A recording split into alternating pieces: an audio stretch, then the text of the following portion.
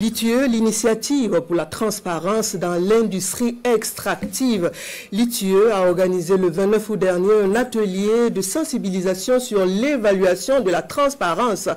La session est au profit donc des hauts commissaires de province et porte sur le nouveau dispositif d'évaluation du niveau de transparence des acteurs du secteur extractif. Le point avec Oumou Sissé. En 2026, un nouvel outil d'évaluation de mesure du niveau de transparence des acteurs du secteur extractif sera mis en œuvre par l'initiative pour la transparence dans les industries extractives au Burkina Faso, ITIE Burkina Faso.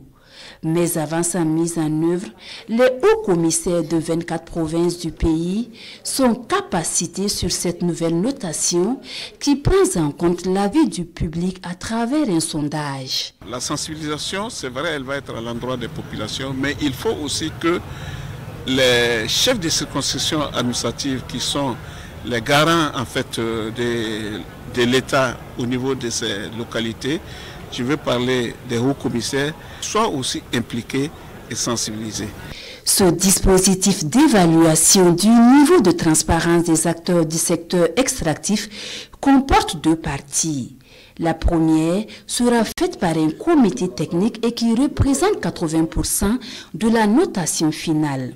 La deuxième partie porte sur le sondage du public. C'est de voir les acteurs qui arrivent à respecter les normes du code minier.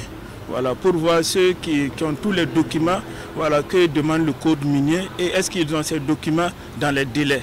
Le deuxième critère, c'est le critère de lutte contre la corruption. Ici, ça sera d'essayer de voir des mécanismes qui sont mis en place au niveau des sociétés minières ou de l'administration pour en tout cas lutter contre la corruption. Le troisième critère concerne la divulgation des informations sur les recettes et la contribution de ces sociétés extractives dans le développement local.